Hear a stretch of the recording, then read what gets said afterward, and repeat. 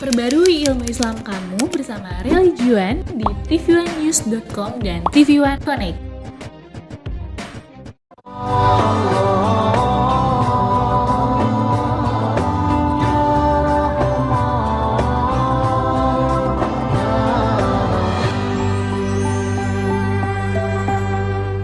Assalamualaikum warahmatullahi wabarakatuh.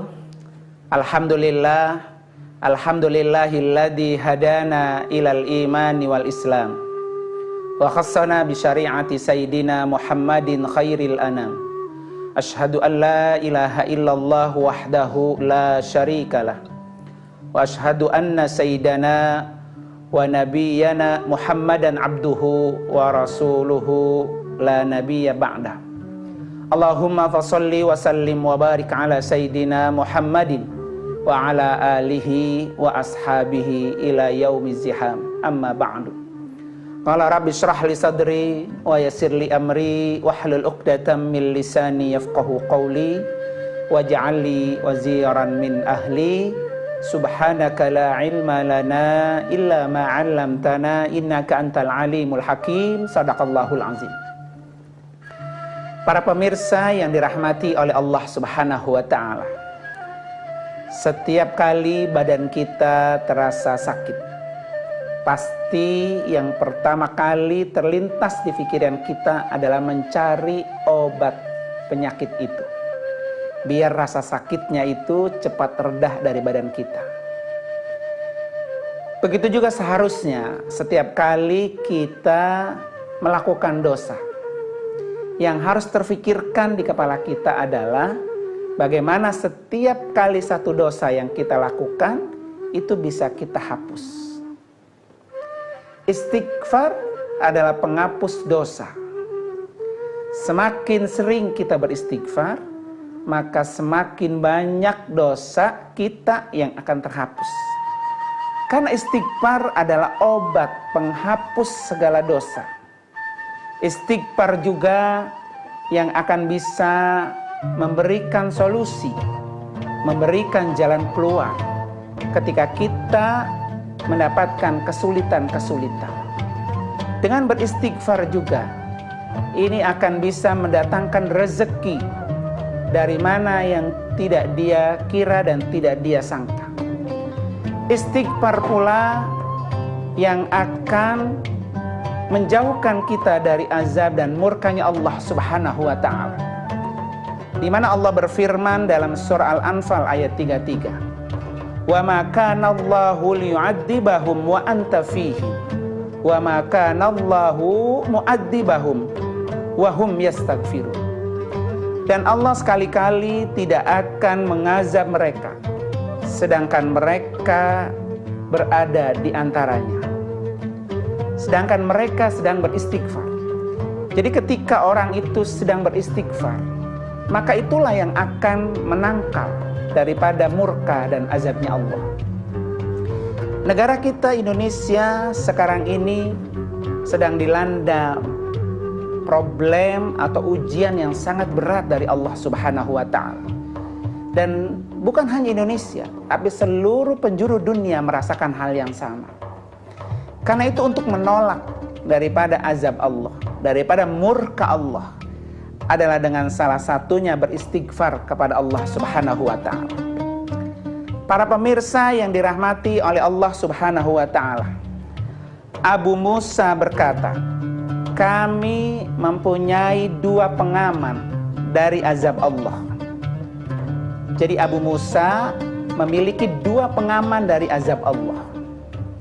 Yang pertama adalah adanya Rasulullah Sallallahu Alaihi Wasallam. Jadi pengaman dari azab Allah adanya Nabi. Nabi ada, maka azab Allah itu akan terhindar.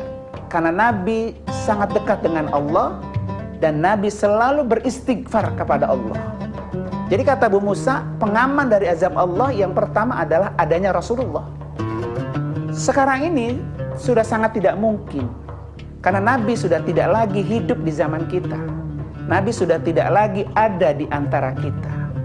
Tinggal satu lagi pengaman buat kita yang sekarang ini masih ada, yaitu adalah istighfar. Kalau istighfar itu lenyap dan kita tidak lagi mau beristighfar, otomatis kita sudah kehilangan dua pengaman. Kehilangan pengaman pertama Rasulullah, dan kehilangan pengaman kedua adalah istighfar. Jadi kalau kita ingin hidupnya aman, hidupnya tentram, terbebas dari segala wabah dan penyakit, maka tentulah banyak-banyak beristighfar. Karena Allah sudah janji tadi dalam surah Al-Anfal ini ayat 33 bahwa Allah tidak akan mengazab, sekali-kali Allah tidak akan mengazab kepada hambanya selama hambanya itu selalu beristighfar. Karena itu para pemirsa yang dirahmati oleh Allah Subhanahu wa ta'ala, biasakanlah selalu kita beristighfar kepada Allah Subhanahu wa ta'ala, sehingga kita termasuk orang-orang yang diberi rasa aman. Seperti yang Abu Musa katakan tadi, bahwa pengaman pertama adalah Rasulullah dan pengaman yang kedua adalah dengan beristighfar. Istighfar ini sangat mudah untuk kita ucapkan. Istighfar ini sangat mudah untuk kita lisankan. Dan istighfar ini bisa dilakukan kapan saja dan di mana saja. Dan ini bisa kita baca setiap saat. Karena istighfar ini adalah penghapus, pengobat daripada dosa-dosa yang kita punya.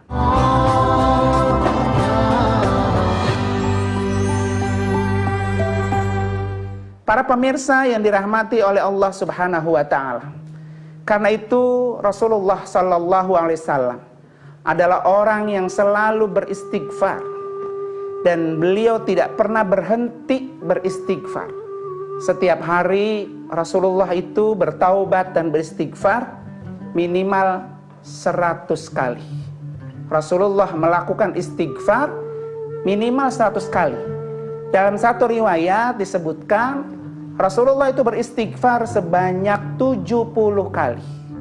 Setiap harinya Rasulullah itu lakukan beristighfar minimal sehari 70 kali. Padahal Rasulullah sallallahu alaihi wasallam adalah orang yang maksum, orang yang tidak pernah melakukan dosa, orang yang tidak pernah berbuat kesalahan.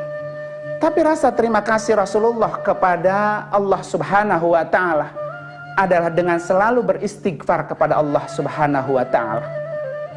Karena itu dalam hadisnya disebutkan Rasulullah mengatakan, tubu ilallah, bertaubatlah kamu kepada Allah, fa inni atubu fil yaumi ilaihi mi'ata marrah. Bertaubatlah kamu kepada Allah, karena sesungguhnya aku dalam sehari itu bertaubat dan beristighfar kepada Allah 100 kali. Rasulullah saja orang yang maksum, orang yang tidak pernah melakukan kesalahan dan dosa, tetapi Rasulullah selalu beristighfar setiap hari 100 kali. Bagaimana dengan kita sebagai manusia biasa, orang yang selalu melakukan dosa? Di mana juga kata hadis Rasulullah, kullu bani Adam khata'un, bahwa setiap manusia itu pasti punya dosa. Wa khairul khata'ina at-tawwabun, dan sepaling baik manusia yang punya dosa adalah orang yang bertaubat. Nah, bertaubat inilah adalah penghapus dan obat daripada kesalahan dan dosa. Karena itu ada namanya sholat sunat taubat. Lakukan sholat sunat taubat sehari sekali, atau minimal 1 minggu sekali, sehingga kita bisa menghapus setiap hari dosa kita hapus dengan kita melakukan istighfar dan bertaubat ini. Bisa kita bayangkan seandainya dosa itu seperti penyakit. Pusingkah kepala kita, pegal-pegalkah badan kita, atau yang lain-lainnya, maka pasti kita akan merasakan betapa tidak enaknya badan kita ketika sakit. Harusnya kita berpikir ketika dosa itu sama dengan rasa penyakit, maka akan merasa tidak nyaman, tidak enak ketika kita dilumuri oleh dengan dosa-dosa kita. Nah, untuk menghilangkan rasa sakit itu, menghilangkan rasa nyeri itu, segera minum obat. Begitu juga untuk menghilangkan dosa-dosa itu, maka segeralah beristighfar.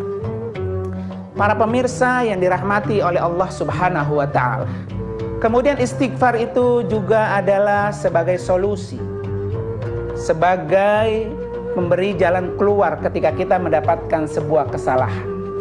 Di mana kata Rasulullah sallallahu alaihi wasallam dalam hadis riwayat Imam Ahmad, man lazima al istighfar ja'alallahu min kulli hammin faraja. Siapa orang yang membiasakan beristighfar, maka orang itu akan diberikan jalan keluar dari segala kesulitannya. Wa min kulli dhaiqin makhraja. Dan orang itu juga akan diberikan jalan keluar dalam kesempitannya ketika dia beristighfar. Yang namanya kesempitan hidup, kesulitan hidup pasti akan kita rasakan. Setiap kita pasti menjumpai yang namanya rasa sulit di dalam hidup. Pasti akan mendapatkan kesulitan. Ada kesulitan yang begitu berat, ada kesulitan yang juga tidak begitu berat. Tetapi kita pasti menjumpai kesulitan. Nah, kesulitan-kesulitan ini akan kita hindari atau tidak kita dapatkan. Dan ketika pun kita mendapatkan kesulitan itu, Allah berikan jalan keluarnya.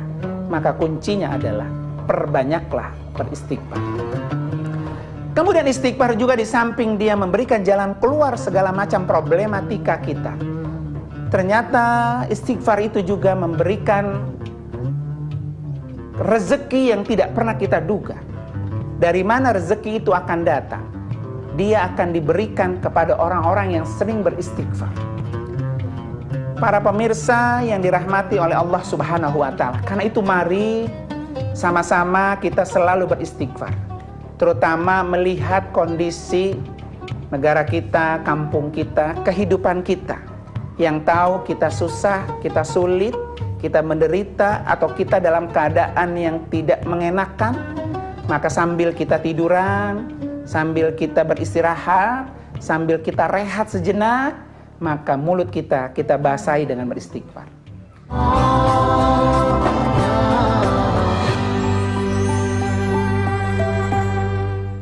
Para pemirsa yang dirahmati oleh Allah Subhanahu wa Ta'ala, ada satu kisah yang datangnya dari Imam Ahmad bin Hanbal.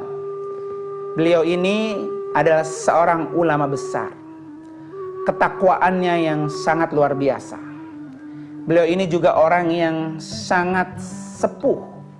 Beliau juga adalah orang yang sangat faqih, memahami ahli fikih. Suatu saat beliau mampir ke satu masjid dan ingin sekali beliau untuk melakukan istirahat. Tetapi ketika beliau sampai di masjid itu, kemudian beliau beristirahat. Karena memang fisiknya sudah lemah, kondisinya juga sudah sepuh, dan tidak tahu kenapa beliau ingin sekali untuk beristirahat di masjid itu. Kemudian tiba-tiba datanglah petugas masjid atau merbot masjid itu menghampiri Syekh Al-Imam Ahmad bin Hanbal. Di mana kata merbot itu, "Wahai orang tua, ini adalah masjid. Masjid ini adalah rumah Allah, tempatnya orang beribadah, bukan tempatnya Anda tidur di sini." Kata si merbot, "Silakan keluar dari masjid ini, karena masjid ini bukan untuk peristirahatan. Masjid ini adalah untuk beribadah." Akhirnya Imam Ahmad bin Hanbal memohon kepada merbot tadi, "Berikan saya waktu untuk beristirahat, berikan saya waktu untuk saya tidur. Meskipun saya tidur di tempat di mana saya berdiri ini, sebentar saja." Tidak diizinkan oleh merbot itu. Akhirnya Imam Ahmad bin Hanbal keluar dari masjid karena dia bingung mau kemana. Sampai di beranda masjid, dia duduk lagi dan sambil beristirahat. Kemudian si merbot itu melihat lagi. Dalam hati si merbot, ini rupanya orang tua ini masih tidak mengerti kalau dikasih tahu bahwa ini masjid bukan tempat peristirahatan. Dihampirinya lagi. Kemudian ketika dihampiri, "Wahai orang tua, saya sudah katakan bahwa ini masjid bukan tempat Anda beristirahat.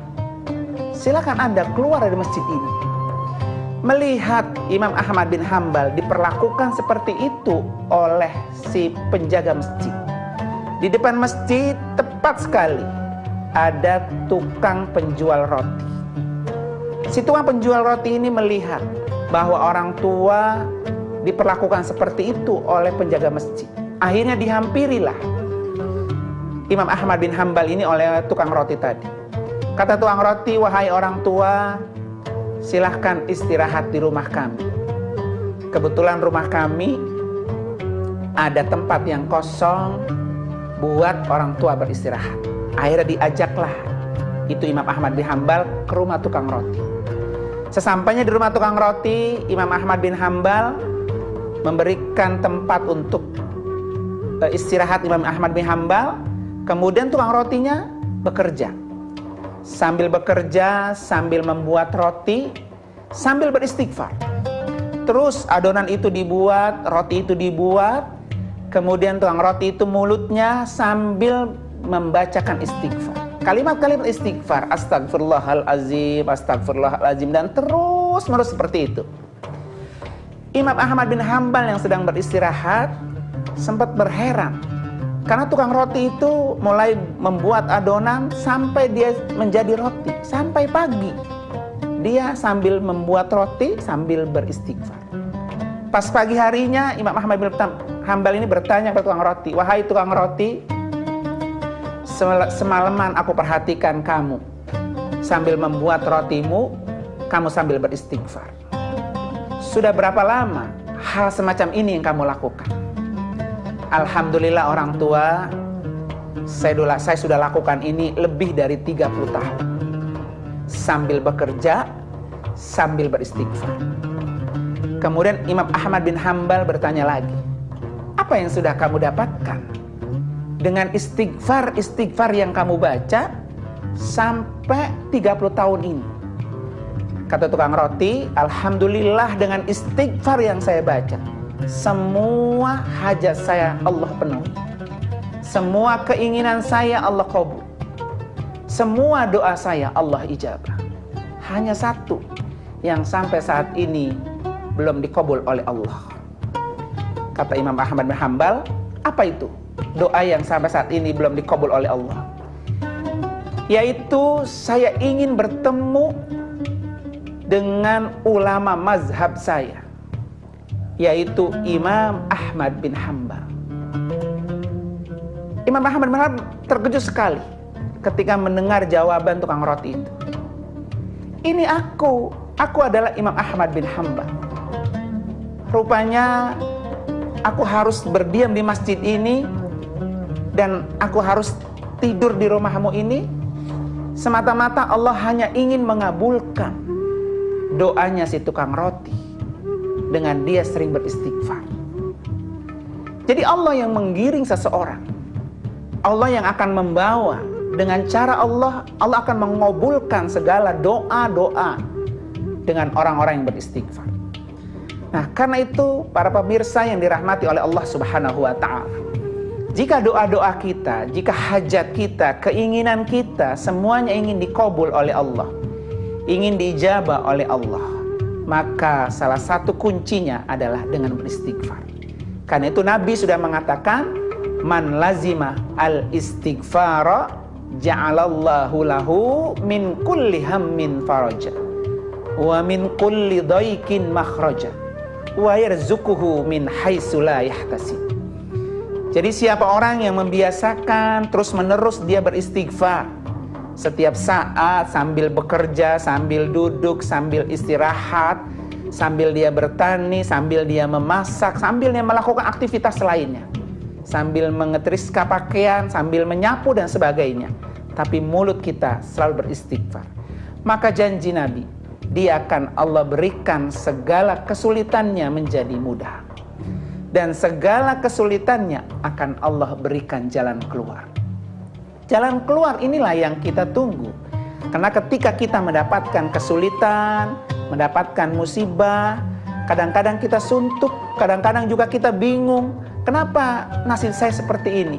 Kenapa saya belum dikaruniai ini, belum dikaruniai itu, belum dapat ini, dapat itu? Karena itu perbanyaklah membaca dengan istighfar. Nah, di samping itu juga wa yarzuquhu min haitsu la yahtasib, bahwa rezeki yang tidak pernah kita duga itu akan diberikan kepada orang-orang yang selalu beristighfar. Maka jangan pernah berhenti kita beristighfar. Terus istighfar, ucapkanlah istighfar. Di samping memang istighfar ini sebagai obat, sebagai pelebur dosa, istighfar juga sebagai sarana untuk kita mendapatkan ampunan Allah Subhanahu wa taala. supaya kita betul-betul seperti bayi yang baru dilahirkan tanpa punya dosa dengan sebab kita selalu beristighfar. Ini kuncinya, jalannya, segala kesulitan-kesulitan yang kita hadapi. Istighfar ini adalah salah satunya. Seperti yang diceritakan oleh Imam Ahmad bin Hanbal. Orang bisa itu dikabulnya doa, ditariknya doa, diantarkannya doa itu oleh Allah kepada orang-orang yang Allah kehendaki, dan terutama adalah kepada orang-orang yang selalu beristighfar. Mudah-mudahan kita termasuk orang yang bisa menghapus dosa-dosa kita dengan kita beristighfar, dan kita juga termasuk orang-orang yang diberikan karunia Allah yang begitu besar. Terima kasih dan mudah-mudahan ada manfaatnya. Wassalamualaikum warahmatullahi wabarakatuh.